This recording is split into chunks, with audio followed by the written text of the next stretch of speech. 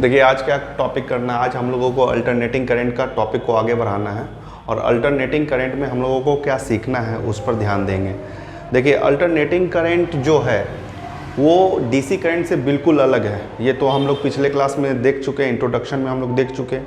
DC current को read करना आसान होता है, उसका जो भी कुछ निकालना है, आपको करंट निकालना है, वोल्टेज निकालने हैं, वो अलग आसान है एक तरीके से। इसके पीछे रीज़न क्या है, क्योंकि वो बदलता नहीं है, ठीक है। और ये जो अल्टरनेटिंग करंट है हर एक इंस्टेंट पर बदलने के कारण इसका करंट निकालना और वोल्टेज निकालना को हम लोगों को अच्छी तरह से सीखना। हम यहाँ वर्ड यूज़ नहीं करेंगे कि ये टफ़ है। अगर आप कोई भी चीज़ को सीख लेते तो वो आपके लिए तो टफ़ है नहीं, तो इसको सीख लेते हैं, ठीक है।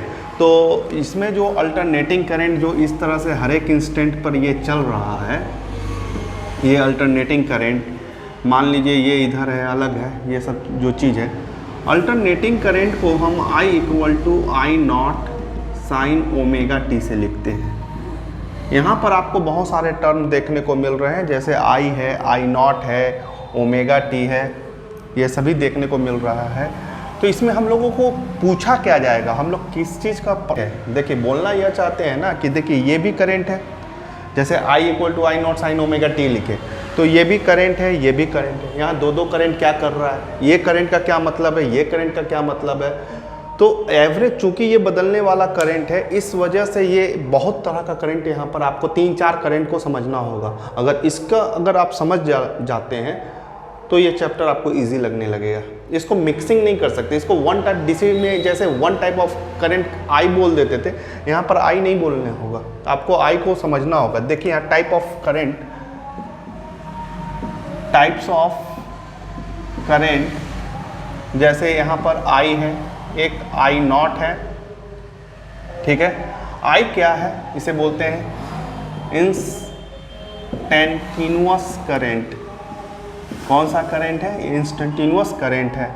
ये तुम्हारा पिक या मैक्सिमम वैल्यू ऑफ करंट है। चूँकि ये करंट बदल रहा है ना, तो इसका मैक्सिमम वैल्यू को हम लोग I0 से, ये भी करंट है, ये भी करंट है।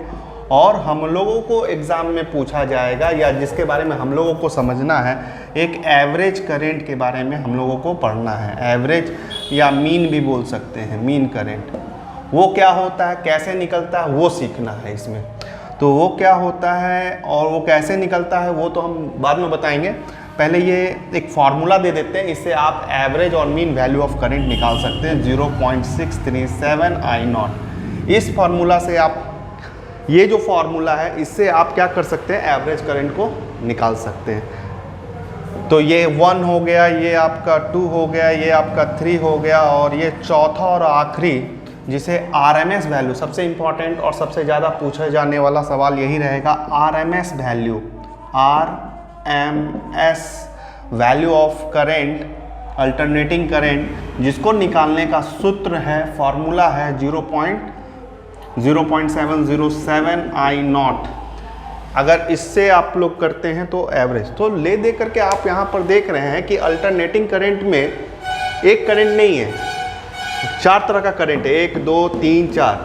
तो आई क्या है, हम कब समझेंगे कि ये मेरा आई के बारे में है, ये कब समझेंगे कि ये I0 है, ये कब समझेंगे कि एवरेज का बात कर रहा है, कब समझेंगे कि ये RMS का बात कर रहा है, इसको सीखना है।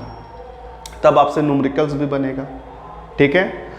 तो एक एक करके समझाते हैं। जैसे इंस्टेंटेनियस वैल्यू किसे करते हैं, पहला समझा रहे हैं, इंस्टेंटेनियस वैल्यू किसे कहते हैं। मान लो यहाँ पर टाइमिंग है 0.1 0.2 0.3 0.4 ऐसे करके, ये तो टाइम का ग्राफ है ना बाबू, तो ये टाइम है, और इधर तुम्हारा सपोज कर लो आई है। तो तुम देख रहे हो कि 0.1 सेकेंड में जो रीडिंग बतला रहा है, मान लो वो 2 एम्पियर बतला रहा हो, अगला 0.2 सेकेंड में वो अलग रीडिंग बतला रहा है। तो पर्टिकुलर हम एक स्मॉल इंटरवल ऑफ टाइम के लिए 0.1 के लिए जो रीडिंग लेते हैं उसे हम लोग क्या कहते हैं, इंस्टेंटेनियस वैल्यू ऑफ करंट कहते हैं। क्या कहते हैं, इंस्टेंटेनियस वैल्यू ऑफ करंट कहते हैं। और उसको निकालते कैसे हैं, I = I0 sine omega T.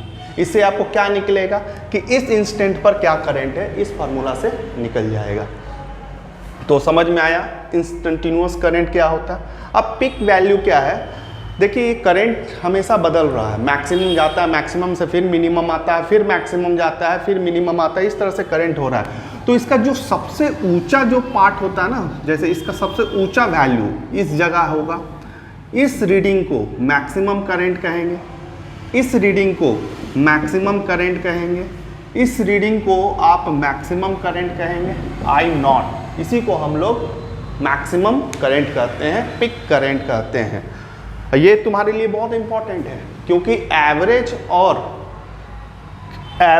और आरएमएस वैल्यू इसी पर निकलता है। सपोज कर लीजिए मैक्सिमम सकते हो, अगर सपोज कर लो हम लोग ऐसा लेट करने के लिए बोल रहे हैं कि अगर हम लोग जान रहे हैं मैक्सिमम करंट एसी सप्लाई का, हम अगर जान रहे हैं कि आई नॉट हमारा 10 एम्पियर है, कितना है बाबू, 10 एम्पियर है, तो अगर हमसे पूछ दिया जाए कि एवरेज क्या होगा, एवरेज क्या होगा, तो उसके लिए ये फार्मूला है। अब ये फार्मूला कहाँ से आया ये हम करवाएंगे, पहले ये फार्मूला अगर आई नॉट कितना इंपॉर्टेंट है तुम्हारे लिए वो बता रहे हैं। अगर ये जानते हो तो यहाँ क्या करना होगा, 0.637 इंटू 10 एम्पियर आई नॉट का वैल्यू बैठा दोगे, जिससे तुमको एवरेज करंट पता चल जाएगा कि सर्किट में सप्लाई का उसका एवरेज करंट कितना होगा, 6.3 एम्पियर करंट एवरेज होगा।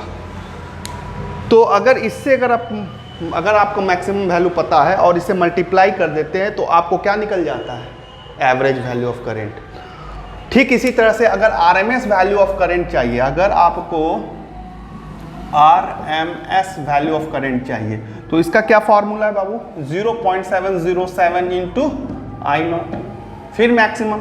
तो हमने आपको गिवन दे रखा है कि मैक्सिमम वैल्यू आई नॉट कितना है, 10 एम्पियर है, तो आरएमएस भी आप निकाल सकते हैं, आरएमएस भी निकाल सकते हैं, 0.707 इंटू 10, ये कितना हो जाएगा, 7 एम्पियर। 7 एम्पियर क्या होगा, आपका आरएमएस वैल्यू होगा। ठीक है, तो पिक वैल्यू और maximum value of current circuit में कितना है ये जानना बहुत ही इंपॉर्टेंट है।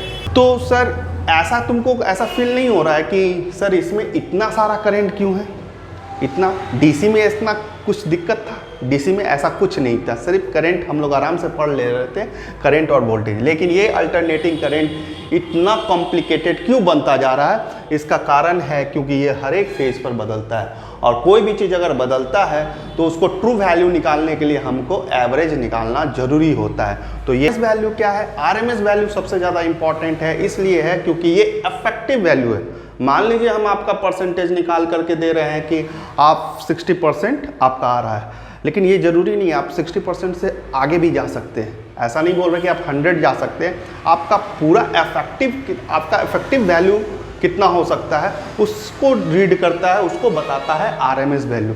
जितने भी इंस्ट्रूमेंट होते हैं आपके, आप मान लीजिए चार्जर पर देख लें या एलईडी बल्ब पर देख लें, कोई भी इंस्ट्रूमेंट, उसमें आपका जो भी वोल्टेज लिखा रहता है, करंट लिखा रहता है, वो आरएमएस वैल्यू ही दिया रहता है, मतलब इफेक्टिव वैल्यू ही दिया रहता है।